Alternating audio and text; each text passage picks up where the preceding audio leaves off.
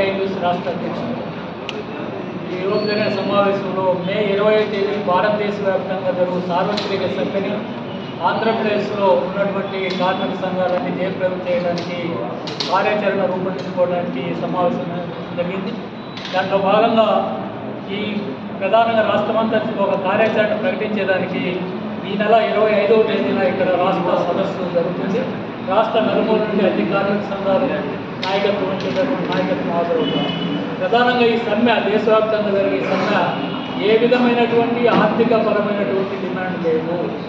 ఏ ఒక్క ఆర్థిక ప్రయోజనాలను చేకూరేటటువంటి లేదా కేంద్ర ప్రభుత్వానికి ఆర్థిక భారం పడేటటువంటి ఏ ఒక్క డిమాండ్ కూడా లేదు.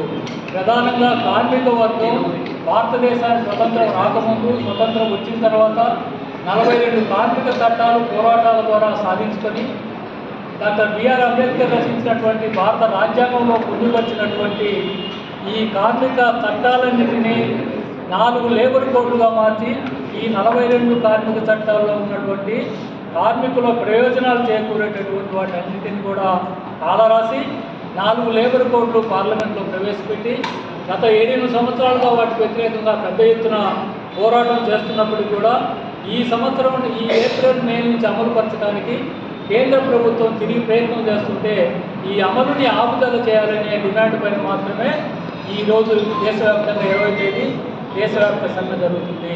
ఇది ఒక ప్రధానమైనటువంటి అంశం. ఈ అంశంలో భారతదేశంలో ఉన్నటువంటి యావత్తు కార్మిక సంఘాలన్నీ కూడా సంపూర్ణమైనటువంటి మద్దతునిస్తున్నాయి. బీజేపీకి అనుబంధం ఉన్న ఒక బిఎంఎస్ మినహాయిస్తే అన్ని సంఘాలు కూడా మద్దతు ఇస్తున్నాయి. దురదృష్టవశాత్తు ఆయా బీజేపీకి మద్దతు ఇస్తున్నటువంటి రాజకీయ పార్టీలు కొన్ని మన రాష్ట్రమే చూసుకుంటే ఈ రాష్ట్రంలో ఉన్నటువంటి కూటమి పేరుతో ఉన్నటువంటి పార్టీలు కూడా నరేంద్ర మోదీ ఏది నోరు అక్కడ ఆన్సర్ ఏది తాకీదు చేస్తే దాన్ని అమలుపరిచేదానికి ప్రయత్నం చేస్తున్నారు. గతంలో వ్యతిరేకించారు. గతంలో ప్రతిపక్షంలో ఉన్నప్పుడు 4 లేబర్ కోడ్లు వ్యతిరేకించారు. మా పోరాటంలో పాల్గొన్నారు. ఈ మా కార్మిక వర్గానికి నష్టం జరుగుతుందని ప్రకటించారు.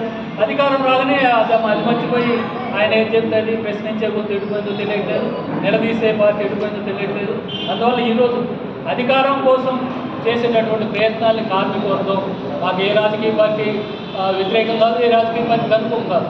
ప్రతిపక్షంలో ఉన్నప్పుడు మాకు మద్దతు ఇస్తూ ఉంటారు. అధికార పార్టీలో వాళ్ళకి వ్యతిరేకంగా వాళ్ళ కార్మిక వర్గం ఐక్య పోరాటాలు చేయాల్సినట్టు వస్తుంది. అందుకని నికార్సుగా కార్మిక ప్రయోజనాల కోసమే పోరాడేటటువంటి కార్మిక సంఘాలు ఇవన్నీ కేవలం కార్మిక హక్కులు కాలరాసినటువంటి చట్టాలను రద్దు చేసిన దాన్ని చట్టాలు పునరుద్ధరించాలని, 4 లేబర్ కోడ్లు రద్దు చేయాలని, కార్పొరేట్ శక్తులకు ఉపయోగపడేటటువంటి నిర్ణయాలు ఉపసంహరించుకోవాలని జరిగేటటువంటి పోరాటం సమ్మె నాటికి కూడా పరిష్కారం చేయకపోతే మరింత ఐక్యంగా ఈ ఉద్యమాలు ఉధృతం చేసేదానికి కూడా ఈ కేంద్ర కార్మిక సంఘాలన్నీ సమాయత్తం అవుతాయని ఈ సందర్భంగా తెలియజేస్తారు.